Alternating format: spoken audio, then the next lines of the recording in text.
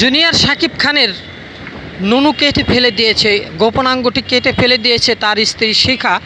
এখন স্ত্রী শিখা পুলিশ কাস্টডিতে আছে, তাকে গ্রেপ্তার করা হয়েছে। আর অন্যদিকে জুনিয়র শাকিব খান তাকে শেখ হাসিনা বার্ন ইউনিটে নিয়ে আসা হয়েছে এবং সেখানে তাকে চিকিৎসা দেওয়া হচ্ছে। চিকিৎসকরা জানিয়েছে তার ওই গোপনাঙ্গটি হয়তো জোড়া লাগিয়ে দেওয়া যেতে পারে। যদিও নুনুটি কাটা হয়েছিল অনেক আগে, অর্থাৎ ভোরে, তারপর সকাল 9টার দিকে সেটা উদ্ধার করে শিখার কাছ থেকে।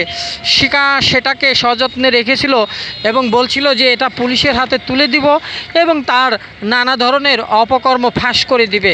ইতিমধ্যে জানা গেছে যে ওই টিকটকার জুনিয়র শাকিব, তিনি কিন্তু শাকিব খানের বিভিন্ন কথাবার্তা অনুকরণ করে বেশ ভাইরাল হয়েছিল।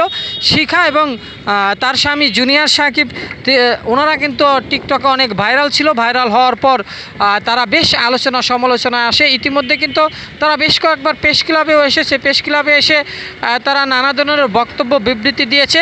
আর এলাকাবাসী সূত্রে জানা গেছে যে তারা মাঝে মধ্যেই দাম্পত্য কলহ করতে এবং দাম্পত্য কলহের কারণে এলাকায় সালিশ মীমাংসা হয়েছে এবং সালিশ মীমাংসা করেও তাদেরকে ক্ষান্ত করতে পারেনি। অবশেষে যখন জুনিয়র শাকিব একে একে বিয়ে করছিল এবং বিয়ে করার কারণে যখন তিনি আর সহ্য করতে পারছিলেন না, অর্থাৎ ওই শিখা তখন কি করলো, খুব অপেক্ষায় ছিল যে কবে কিভাবে শিক্ষা দেওয়া যায়।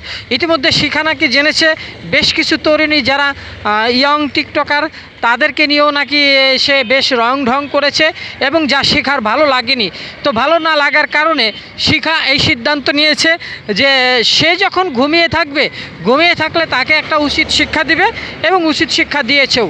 এলাকাবাসীর সূত্রে জানা গেছে যে যখন এই কাণ্ডটি ঘটে তখন কিন্তু ভোররাত ছিল, ভোররাতে তেমন জনগণ জাগা ছিল না।